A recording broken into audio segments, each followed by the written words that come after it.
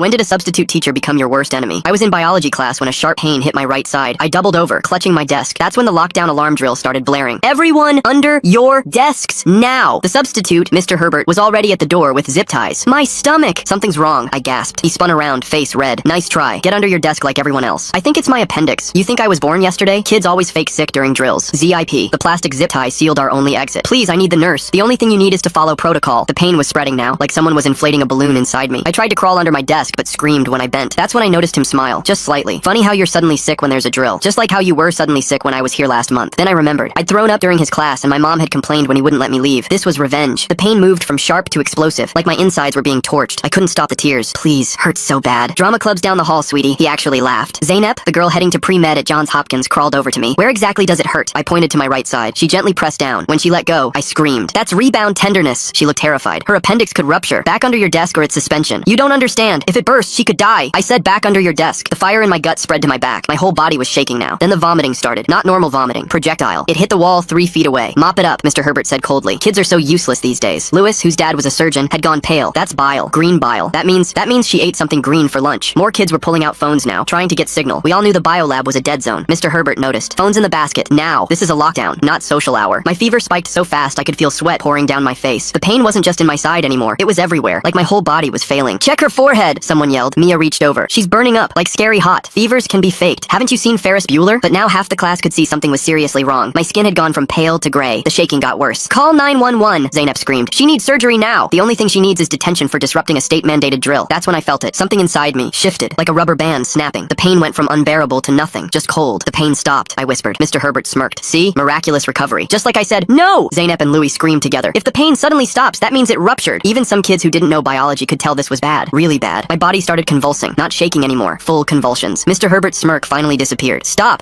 pretending. But I couldn't stop. I couldn't control anything anymore. Beep, beep. The lockdown alarm was still blaring. Kids were pounding on the windows trying to get anyone's attention. The biology skeleton crashed to the floor as Trevor tried to break the door down. It's zip-tied, he screamed. Black spots filled my vision. Zeynep was screaming medical terms I couldn't understand anymore. All I knew was that I was cold. So cold. Someone break the window. Text the office. The door won't budge. Mr. Herbert was backing away now. She's faking. Has to be faking. I couldn't see anymore. Just heard voices getting farther away. Then Zeynep's voice, clear as day. If she dies, you murdered her. The last thing I remember was thinking how stupid it was. Dying in bio class because of a substitute teacher's ego. Then nothing. I woke up 3 days later missing 8 inches of intestine and half my colon. The infection had spread so far they had to remove parts of 3 organs. The surgeon said 5 more minutes and I would have died. Technically, I did die. For 38 seconds on the operating table. Mr. Herbert claimed he thought I was acting. The security footage showed his smile when I first complained. Showed him stepping over my convulsing body to maintain door security. He got a 2-week suspension for what the doctors called the worst ruptured appendix they'd ever seen survive. But me and the 22 witnesses in that classroom knew what really happened. And we were going to make sure everyone else did too. 3 days of nothing but beeping machines and burning pain where they'd cut me open, and I finally opened my eyes to see Mom gripping my hand so tight her knuckles were white. The surgeon stood at the foot of my bed holding a clipboard, pointing to different parts of my stomach on a diagram, while explaining how they'd removed 8 inches of my intestine because the infection had spread everywhere. He kept using words like peritonitis and sepsis while Mom nodded like she understood, but I could see her hands shaking as he described cutting out half my colon and parts of 3 other organs. The anger hit me harder than the morphine drip ever could. This hot rage that Mr. Herbert had done this to me because he thought I was faking. The surgeon pulled out his phone and started swiping through photos from the surgery. These horrible pictures of black tissue that used to be healthy pink, spreading like ink through my insides. He pointed to one particularly dark section and explained that 5 more minutes and the infection would have reached my liver, and there wouldn't have been anything left to save. Mom's face crumpled and she started crying again. These quiet sobs she was trying to hide by turning toward the window. I squeezed her hand back even though moving hurt, and the surgeon kept talking about how lucky I was to be alive, how most people don't survive when it gets this bad. Later that night, when the surgeon had left, my night nurse Brianna Hewitt came in to check my IV and started writing notes in a small notebook she pulled from her pocket. She looked at my chart, then at me, then back at her notebook, writing faster now with this look on her face like she was angry about something. When Mom asked what she was doing, Brianna glanced at the door to make sure no one was listening, then quietly explained she'd been documenting everything for her own records because she'd never seen someone so young nearly die from something so preventable. She wrote down her personal phone number on a napkin and pressed it into Mom's hand, saying to call if we ever needed her to explain what she'd seen in medical terms a jury would understand. The way she said jury made my stomach flip, or what was left of it anyway. That first night was the worst because every time the monitors beat to check my vitals, my whole body would tense up thinking it was the lockdown alarm again. I'd wake up screaming about being trapped under the desk, clawing at the blankets like they were zip ties, and the nurses would have to hold me down while I thrashed around pulling at my stitches. They sedated me twice when I couldn't stop hyperventilating, this heavy drug that made everything fuzzy, but at least stopped the panic that kept flooding through me every time I heard any kind of alarm. The next morning, while I was trying to keep down some ice chips, Mom's phone rang and I could see from her face it was the school calling. The principal's voice was loud enough that I could hear him talking about my extended absence and how they'd need to arrange makeup work. And then he mentioned that Mr. Herbert had received his 2-week suspension for the incident. Mom's voice went so quiet and cold that I'd never heard her sound like that before, asking if he understood that I had literally died for 38 seconds on an operating table. The principal stuttered something about district policy, and Mom hung up on him mid-sentence. My phone had been buzzing all morning with notifications, and when I finally had enough strength to check it, I saw Zaynep had created a group chat with all 22 kids who'd been in that classroom. Everyone was typing at once about how angry they were that Herbert only got 2 weeks, sharing what they remembered. And Louis said his dad, the surgeon, had offered to review my medical records and write up an explanation of exactly how serious a ruptured appendix is. People were sending screenshots of texts from their parents, some supportive and some telling them not to get involved, but everyone in that room knew what they'd seen. I spent the next hour typing with shaking hands, trying to get down every single detail I could remember before the drugs made it fuzzy. Every word Herbert had said, the way he'd smiled when I first said I was sick, how he'd stepped over my convulsing body to maintain door security like I was just an obstacle on the floor. The details felt important, even though remembering made me want to throw up. This sick feeling that wasn't from the surgery, but from knowing he'd wanted me to suffer. Mom helped me organize it all into a timeline, minute by minute, from when the pain started to when I blacked out. 2 days later, a thick envelope arrived from the school with paperwork for something called a 504 plan meeting to discuss my medical accommodations when I returned. Mom read through it and started laughing, but not a happy laugh, this bitter sound that scared me because she never sounded like that. She said they were more worried about covering themselves legally than whether I could even digest food anymore, pointing to sections about liability waivers and hold harmless agreements. Why did Mr. Herbert smile when she mentioned being sick before? Was this really about some old complaint from her mom? Or does he just enjoy having power over students? The paperwork never mentioned Herbert by name, just kept referring to an unfortunate incident during a safety drill. 2 weeks after surgery, the doctor said I could try going back to the school for half a day to see how I handled it. Mom drove me there early before the hallways got crowded, and I thought I was doing okay until we walked past the biology room. My whole body locked up and I couldn't breathe, this crushing feeling like the walls were closing in. And I ran to the bathroom where the security officer found me 20 minutes later, curled up in a stall, hyperventilating, so bad I couldn't even explain what was wrong. He had to call Mom to come get me, and I heard him telling her that lots of kids have trouble returning after medical trauma, like this was normal. The next day, the vice principal called to schedule a meeting, and when we got there, he kept using the phrase unfortunate incident over and over, like saying it enough would make it true. He suggested we all needed to move forward for the healing process to begin, that dwelling on the past wouldn't help anyone, and that the school was committed to learning from this experience. Mom asked point blank if he'd watched the security footage yet, and he shifted in his chair saying it was still under review pending the district investigation, which was another way of saying they were hoping we'd give up and go away. The next day after school, I texted everyone from the class to meet me in the library. 6 kids showed up right away. We grabbed the big table in the back corner where teachers couldn't hear us. I pulled out a notebook and started writing down everything I remembered from that day. The way Herbert smiled when I first said I was sick, how he stepped over me when I was on the floor shaking. Mia grabbed a piece of paper and drew where everyone was sitting when it happened. She marked where I collapsed with an X, where Herbert stood by the door, where Zaynep and Louis tried to help me. We spent 2 hours going through every single minute. Everyone remembered different things. Trevor said Herbert actually laughed when I threw up. Someone else remembered him checking his watch while I was having seizures. We wrote it all down before anyone could forget. That night, my phone started buzzing with texts from other kids in the class. The school computers had crashed during last period. The whole network went down. Then Trevor called me crying. His phone had been recording when the lockdown started because he was making a TikTok under his desk. Now all his videos from that day were gone. Not just deleted, but completely wiped. His cloud backup was empty too. 3 other kids said the same thing happened to their phones. Any pictures or videos from that day just disappeared. By the end of the second week home, I could barely stay awake past noon. The pain pills made me so tired I'd fall asleep sitting up. Mom had to blend all my food because my stomach couldn't handle anything solid. Even soup made me throw up. I stood on the scale and almost fell over. 15 pounds gone in 2 weeks. My clothes hung off me like I was wearing my dad's stuff. I looked in the mirror and saw bones sticking out everywhere. My face looked like a skull with skin stretched over it. That's when an email came from someone at the school newspaper. They said they wanted to write about why lockdown rules don't let teachers call 911 during drills. They'd heard about what happened to me and wanted my side of the story. I wrote back that I'd talk, but only if Mom was there with me. We met them at a coffee shop near school. The kid asking questions seemed really mad about the whole thing. They kept shaking their head when I described Herbert refusing to let anyone help. Mom made them promise to check everything with us before printing anything. 2 days later, the district sent out an email about forming a committee to review the incident. Mom read it out loud and started laughing, but it wasn't a happy sound. The committee had 3 assistant principals on it. All of them worked directly under our principal. Nobody from our classroom was invited to join. Not me, not any witnesses, not even our parents. They said they'd share their findings in 6 to 8 weeks. Mom called it a joke, and she was right. The hospital finally sent copies of all my medical records. The stack of papers was thicker than our phone book. Hundreds of pages about the surgery and the infection, and when my heart stopped, Mom asked Louis's dad to look at them since he was a surgeon. He came over that night and spent 3 hours reading everything. Then he wrote a letter explaining it in simple terms. He said the rupture had spread poison through my whole body. He said I was in septic shock when they brought me in. He said 30 more seconds and my organs would have shut down forever. He used the word miracle 4 times in his letter. The 504 meeting was scheduled for the next week. They wanted to talk about accommodations for when I came back to the school. The paperwork said they give me extra time on tests, permission to leave class for the bathroom whenever I needed, a special pass to eat lunch in the nurse's office if the cafeteria was too loud. Mom asked why there was nothing about fixing the actual lockdown rules. The woman running the meeting said that wasn't what 504 plans were for. She said they were just trying to help me succeed academically. Mom asked how I was supposed to succeed when I was scared of dying in the school again. Nobody answered her. 3 days later, a certified letter arrived from the district's lawyer. It was addressed to all the parents of kids who were in the classroom that day. The letter strongly suggested we shouldn't talk to reporters or post on social media about the pending matter. It said discussing it publicly could compromise their investigation. It said legal action might be taken against anyone who spread false information. Mom called it a threat, and she was right about that too. I spent the next week writing out what I wanted to say at the school board meeting. My hands shook so bad I could barely hold the pencil, but I kept writing anyway. I wrote about the pain and the fear and dying for 38 seconds. I practiced reading it over and over in my room. My voice cracked the first 10 times, but eventually I got through it without crying. Mom said I was brave, but I didn't feel feel brave. I just felt angry. The night of the board meeting, my stomach hurt almost as bad as when my appendix burst. Mom held my hand while we waited for my turn to speak. The room was packed with people. When they called my name, I walked to the podium on shaking legs. I looked out at 200 faces staring back at me. I started reading about Herbert stepping over my body while I was dying. 3 board members stared at their phones the whole time. 2 others looked at the ceiling. Only Elisa Huber actually watched me and wrote down what I was saying. When I finished talking, the room was completely quiet. I walked back to my seat on shaking legs while everyone just stared at me. And nobody said anything for what felt like forever, until finally the board president cleared his throat and said they'd take my comments under advisement, which basically meant they'd ignore everything I just said. The meeting went on for another hour with people arguing about bus routes and lunch menus, while I sat there feeling like I'd wasted my time trying to make them care about a kid almost dying in their school. When we got home, Mom made me hot chocolate and told me I was brave, but I just felt tired and angry and scared all at the same time. The next morning I went to the school for the first time in weeks, and when I opened my locker, a folded piece of paper fell out onto the floor. I picked it up and unfolded it, and my hands started shaking when I read what it said, because someone had written that I was a drama queen looking for attention, and that Mr. Herbert was a good teacher being railroaded by a lying student. The handwriting looked familiar, and then I remembered seeing those same weird capital R's on the whiteboard in biology class, which meant Herbert himself had been in the school putting notes in student lockers. I took the note straight to the office, but the secretary just said she'd pass it along to the principal, who was in meetings all day, and probably wouldn't do anything about it anyway. Mom was so mad when I told her that she drove straight to the district office and filled out a FOIA request for all the security footage and emails and any documentation about what happened to me. The woman at the desk said it would take 6 to 8 weeks to process, which seemed like they were stalling on purpose since it should only take a few days to pull some files. While we were waiting, Mom's friend who worked in the district office called and said we should come look at something right away, so we drove back over there. She had the official incident report that the principal filed, and when we read it, we couldn't believe what we were seeing because it had the wrong date and said I was just experiencing discomfort during a routine drill. The report didn't mention that I died for 38 seconds or that they had to remove parts of my organs or that Herbert stepped over my convulsing body while refusing to call for help. Mom took pictures of every page with her phone while her friend kept watch at the door because she wasn't supposed to be showing us this stuff, but she said she couldn't stay quiet when they were lying about what happened. The next day, when Mom was picking me up from the school, the janitor who'd been mopping the hallway during the lockdown walked over to our car and looked around to make sure nobody was watching. He leaned down to the window and told Mom he'd heard screaming and pounding from inside the classroom, but when he tried to check what was happening, the vice principal told him to keep working and not get involved. He said administration told all the custodial staff not to discuss what they saw or heard that day, or they'd lose their jobs, but he had grandkids my age and couldn't live with staying quiet. Mr. Herbert putting that note in the locker himself? The weird capital R's matching his whiteboard writing makes me really curious about his state of mind right now. Who does that to a kid who almost died in their classroom? Mom gave him her number and told him to call if he remembered anything else or if anyone threatened him for talking to us. That weekend, Ravi Holder from the local newspaper called our house and said he'd gotten an anonymous tip about what happened and wanted to investigate the story. Someone inside the district was feeding him information about how they were trying to cover everything up, and he had copies of emails between administrators discussing how to minimize the situation. He came over with a recorder and interviewed me for 3 hours about every detail I could remember, while Mom sat next to me holding my hand when I started crying. The article wouldn't come out for another week, but at least someone was finally going to tell the truth about what really happened in that classroom. Monday morning in chemistry class, someone dropped their textbook, and it made this huge bang that sounded exactly like Trevor hitting the door, trying to break it down. Before I even knew what was happening, I was under my desk, curled up in a ball, sobbing and shaking, and I couldn't breathe, and I couldn't stop seeing Herbert's face smiling at me while I was dying. The teacher had to clear the whole room, while the counselor came and sat on the floor next to me, talking in this quiet voice until I could finally crawl back out, but by then, everyone in the school knew I'd had a total meltdown. The counselor walked me to the nurse's office where Mom came to pick me up, and we went straight to meet with a lawyer who specialized in educational negligence cases. She looked through all our documentation and said we had one of the strongest cases she'd ever seen, but warned us the district would try to blame me for not being clear enough about my symptoms, even though I'd literally been screaming that my appendix was rupturing. She said they'd drag this out for years if they could, and try to make my life so miserable that we'd give up and go away, but Mom said we weren't going anywhere until they admitted what they did. 2 days later, the district released the statement calling the whole thing a learning opportunity and announcing new training for substitute teachers, but they never once mentioned Herbert by name or said that I almost died. The statement made it sound like it was just a misunderstanding during a drill and that they were being proactive about improving their procedures when really they were just trying to make it go away. That afternoon at the grocery store, I was getting milk while Mom was at the deli counter, and I heard 2 parents from the school talking in the next aisle about how I was trying to ruin a good man's career over a simple misunderstanding. They said Herbert had been teaching for 20 years and one dramatic teenager shouldn't be able to destroy his reputation, and I wanted to scream at them that he literally watched me die, but I just stood there holding the milk and trying not to cry. When we got home, there was a letter from the insurance company saying they were denying coverage for my follow-up treatments because they weren't directly related to the initial emergency, even though the whole reason I needed ongoing care was because the infection had spread so far while Herbert kept me locked in that room. The bills were already over $30,000 and climbing every day, and Mom was working extra shifts to try to pay them while also taking time off for all my appointments and meetings with lawyers. The next morning, Elisa Huber called Mom while I was eating breakfast and said she had contacts at the State Department of Education who were really interested in what happened to me. She'd been on the phone with them for 2 hours the night before going through all the details, and they were shocked that a teacher would lock a dying student in a classroom. Mom put her on speaker, and Elisa explained that the district wasn't taking this seriously enough, so she was going around them to get a real investigation started. She said her friend at the state level had already opened a file and was gathering information about our district's safety protocols. While Mom was talking to her, I searched online for Mr. Herbert's name and found something that made my stomach drop. There were 2 old news articles from different schools where parents had complained about him not letting sick kids leave his classroom. One kid had thrown up all over his desk, and Herbert made him sit there for another 40 minutes. Another student had a severe asthma attack, and he told her she was being dramatic. The district had to have known about these complaints complaints when they hired him, but they were so desperate for substitute teachers they didn't care. I screenshot everything and sent it to our lawyer, who called back within 10 minutes saying this changed everything. That afternoon, the teachers union rep showed up at our house with this fake concerned look on his face. He sat on our couch explaining how the union had to defend Mr. Herbert, even though several teachers had privately told him they were disgusted by what happened. He kept saying his hands were tied by union rules and they had to provide legal support no matter what Herbert did. Mom asked him how he could sleep at night defending someone who almost killed a student, and he just shrugged and said it was his job. After he left, I went to text my best friend Jenna about what a jerk he was, but she didn't respond. She hadn't answered any of my texts for 3 days. Finally, I called her and she picked up, but sounded weird and distant. She said her parents didn't want her hanging out with me anymore because we were causing trouble for the school and making everyone look bad. She said they thought I was being dramatic and should just move on. I hung up and cried harder than I had since the surgery. The betrayal hurt almost as much as the scars across my stomach. Zeynep and Louie came over that weekend with a huge binder and all my medical records. They'd spent days creating this detailed timeline showing exactly how preventable my near death was. Louie had his dad help with the medical parts, and they mapped out every single second from when I first felt pain to when my heart stopped. The timeline showed that if Herbert had let me leave when I first asked, my appendix wouldn't have ruptured at all. If he'd let me go when Zeynep identified the symptoms, the infection wouldn't have spread. Even if he'd unlocked the door when I started convulsing, they could have saved more of my intestines. We color-coded everything and added notes from medical journals about appendicitis symptoms and treatment windows. The whole thing was 20 pages of proof that Herbert's ego had nearly killed me. The second board meeting was even more crowded than the first one. Parents were standing in the aisles and hallway because every seat was taken. I stood up with our timeline and started explaining each critical moment where Herbert could have saved me. The board members kept looking at their phones and whispering to each other while I talked. When I finished, they went into this private discussion for 20 minutes. Then they came back and announced they were tabling the discussion pending further review. 4 board members voted to delay, and only Elisa voted to take immediate action. I realized right then that they were just hoping we'd get tired and give up. Our lawyer had warned us this would happen, so she was ready with the next move. She filed a formal notice of claim against the district the next morning, which started a legal clock they couldn't ignore. The district had 90 days to respond, or we could move forward with a full lawsuit. Suddenly, the superintendent, who hadn't returned our calls for weeks, was calling Mom 3 times a day wanting to resolve this amicably. He kept saying we could work something out without all this legal mess, but Mom told him the time for working things out was before I almost died. 3 days later, Mom was working her shift at the coffee shop when Mr. Herbert walked in. He sat in her section even though there were empty tables everywhere else. He just stared at her for a full hour without ordering anything. Mom tried to ignore him, but he kept watching her every move. Finally, she got the manager, who asked Herbert to order something or leave. Herbert stood up slowly and walked out, but not before giving Mom this creepy smile. Mom was shaking when she called me, and I could hear the fear in her voice. The next day, a letter showed up at our house with Herbert's name on the return address. Mom wanted to throw it away, but our lawyer said to keep everything for evidence. The letter said he was sorry we misunderstood his teaching methods and suggested we meet to clear the air. He wrote that this was all a big misunderstanding, and he never meant for anyone to get hurt. He said he was a good teacher with 20 years of experience, and one incident shouldn't define his whole career. Our lawyer told us to never respond and to document everything. She said this was classic intimidation tactics and proved he knew he was in trouble. Meanwhile, the State Department of Education had started their formal investigation. 2 investigators came to the school and interviewed all 22 witnesses from my biology class. They spent 3 hours with Zeynep and Louie going through our timeline. They talked to Trevor about trying to break down the door. They interviewed Mia about checking my fever. Every single student told the same story about Herbert refusing to let me get help while I was dying. The investigators seemed genuinely shocked by what they heard and kept asking follow-up questions about why Herbert wouldn't unlock the door. 2 days later, Mom got an email from a teacher at Westfield Middle School 30 miles away. She said Herbert had done the same thing to her daughter 5 years ago when the girl had severe stomach cramps during his substitute teaching there. The daughter ended up in the hospital for 3 days with a ruptured ovarian cyst because Herbert wouldn't let her leave class. Herbert showing up at Mom's workplace just to stare at her for an hour? That's not normal teacher behavior. There's something really disturbing about a grown man trying to intimidate a student's mother. Like, they never reported it because they were scared of causing trouble, but she'd been following our story in the news and wanted to help. She attached medical records and photos from her daughter's hospital stay, showing the exact dates Herbert was subbing at their school. Mom forwarded everything to our lawyer, who immediately added it to our growing pile of evidence about Herbert's pattern of denying students medical care. The next morning, the district's lawyer called with a settlement offer. They wanted to pay all our medical bills plus an extra $100,000, but we'd have to sign an NDA and agree never to talk about what happened again. We'd also have to drop any criminal charges and couldn't participate in the state investigation anymore. The lawyer kept saying this was a generous offer that would make everything go away quickly. Mom's hands were shaking as she held the phone on speaker while our lawyer listened in. The district wanted an answer within 48 hours or the offer would be withdrawn. Our lawyer said this was standard intimidation tactics to make us panic and accept before thinking it through. That night, we sat at the kitchen table looking at the settlement papers. The medical bills were already over $200,000 and climbing with each follow-up appointment. The settlement would cover everything and leave us with money left over, but accepting meant Herbert could keep teaching and other kids could get hurt. Mom pushed the papers away and said we weren't taking it. She called the district lawyer back and told him no amount of money was worth letting Herbert hurt another kid. The lawyer sounded shocked and kept asking if we understood we were turning down guaranteed money for an uncertain lawsuit. Mom hung up on him. 3 weeks later, the state investigation report came out. They found 17 different safety violations in how the school handled my medical emergency. The report used words like grossly negligent and potentially criminal to describe the district's response. It detailed how Herbert violated basic emergency protocols by refusing to unlock the door even after multiple students identified clear medical distress signals. The investigators interviewed all 22 witnesses, and every single one confirmed Herbert ignored obvious signs I was dying. The report recommended immediate policy changes and suggested the district could face criminal charges for endangering a minor. Our lawyer printed 50 copies and made sure every news outlet in the state got one. The same week, all 22 witnesses from my bio class met at Zeynep's house to sign official affidavits. Each person wrote down exactly what they saw and heard that day in their own words. boards. Mia drew another diagram showing where everyone was positioned when I collapsed. Louis included medical explanations his dad helped him write about what happens when an appendix ruptures. Trevor's parents had hired a tech expert who managed to recover 30 seconds of video from his phone that the district's IT wipe had missed. The grainy footage showed Herbert laughing while I writhed on the floor in obvious agony. You could hear kids screaming for help in the background, while Herbert stood there smiling. The expert said the metadata proved it was filmed during the exact time of the incident. The district called an emergency board meeting for the following Tuesday to address the state report. This time, the auditorium was so packed that people were standing in the hallways, watching on tablets connected to the live stream. Parents were demanding answers about why their kids' safety wasn't the top priority. The board members looked scared as angry parents shouted questions about the 17 violations. They tried to say they were implementing new protocols, but nobody wanted to hear excuses anymore. Elisa was the only board member who seemed genuinely upset about what happened, rather than just worried about lawsuits. After 3 hours of parents yelling, the board announced Herbert was suspended indefinitely without pay, pending the criminal investigation. The union rep who'd been defending Herbert for months quietly left the meeting without commenting. Someone had shown him the recovered video before the meeting started, and his face went white watching it. Our lawyer spent the next 2 weeks putting together the civil lawsuit. She attached everything we had, including medical records, witness statements, the video footage, the state report, and the testimony from the Westfield teacher. The final filing was over 300 pages of evidence that Herbert and the district had nearly killed me through deliberate negligence. She filed it at the courthouse on a Monday morning with reporters waiting outside. The lawsuit asked for damages to cover medical costs, pain and suffering, and punitive damages to make sure this never happened again. Parents started organizing meetings at the library to discuss running new candidates for school board. Elisa helped coordinate the campaign and found 3 parents willing to run on a platform of student safety first. They held rallies outside the school where hundreds of parents showed up with signs demanding accountability. The current board members, except Elisa, started getting calls demanding they resign. Local businesses put up signs supporting the safety campaign. The whole town was picking sides and most people were on ours. 2 months after the first surgery, I had to go back in because scar tissue was causing blockages. The surgeon said this was common with traumatic ruptures, but it meant another major operation. During the surgery, something went wrong, and I started bleeding internally. They had to open me up even more to find the source and stop it. I woke up 3 days later in the ICU with tubes everywhere, and machines beeping constantly. Mom hadn't left the hospital the whole time, and looked like she'd aged 10 years. The bills from this surgery alone were $70,000, and insurance was fighting coverage, saying it was a complication, not a new issue. Our lawyer pushed back hard against the insurance company, while the district's lawyers kept calling about settlement talks every few days. The board meeting about the state report turned into chaos when 300 parents showed up demanding answers about the safety violations. Board members scrambled through papers trying to explain why emergency protocols didn't include medical overrides for life-threatening situations. They voted 4-1 to create new rules that would let teachers break lockdown for medical emergencies. Elisa pushed for them to name it after me, but the other board members called it the Student Safety Initiative instead. Everyone in that room knew exactly why those rules existed now, though. Kids at the school started acting different around me when I finally went back for half days in April. The ones who'd avoided me after their parents told them we were troublemakers started showing up at my locker between classes. They'd mumble apologies about how their parents were wrong and they should have stood by me from the start. Teachers bent over backwards to help me catch up on 6 weeks of missed work without making me fill out tons of paperwork. My chemistry teacher let me turn in labs whenever I could manage them, and my English teacher accepted essays weeks late. The math department created special review packets so I could learn what I'd missed at my own pace. By May, I'd pulled my grades up enough to pass everything, despite basically missing half the semester. Our lawyer finally got the district to agree to a settlement that covered all my medical bills, including future surgeries for complications. They also had to create a fund for other students who got hurt because of bad safety protocols over the years. The money helped 12 other families whose kids had been injured during lockdowns or emergency drills gone wrong. Ravi's newspaper articles about the case slowly moved from the front page to smaller mentions inside the paper. New scandals and problems took over the headlines, and most people in town moved on to worrying about other things. The 22 of us who were in that classroom would never forget those 38 seconds I was dead, though. Summer came and went with 2 more surgeries to fix blockages from scar tissue building up in my intestines. By October, I could walk down the science hallway without my heart racing or my hands getting sweaty. 6 months after everything happened, I managed to walk past the biology room door without running to the bathroom to throw up. I still couldn't go inside, and probably never would, but at least I didn't have panic attacks just seeing the doorway. That night, lying in bed, I thought about how different I was from the kid who'd walked into that classroom for a normal biology class. The scars across my stomach would never go away, and neither would the memories of dying on that floor. But surviving something that should have killed me made me realize I was stronger than I ever knew. Herbert ended up getting hired at some private school 2 states away after the union quietly stopped defending him. The 22 of us made sure every parent at his new school got anonymous emails with links to the news articles about what he did. We created social media accounts that posted the security footage and court documents whenever he tried to start fresh somewhere new. His teaching license might not have been revoked, but we made sure his reputation followed him everywhere he went. Every time he applied for a new job, the hiring committee would mysteriously receive packages with copies of the state report. We kept our promise to each other that everyone would know exactly what kind of person he really was. Alright, that's all from me today. Thanks for letting me wander along with you through all of this. It's been quite a journey together. Until we meet again, and hey, like the video, it helps more than you think.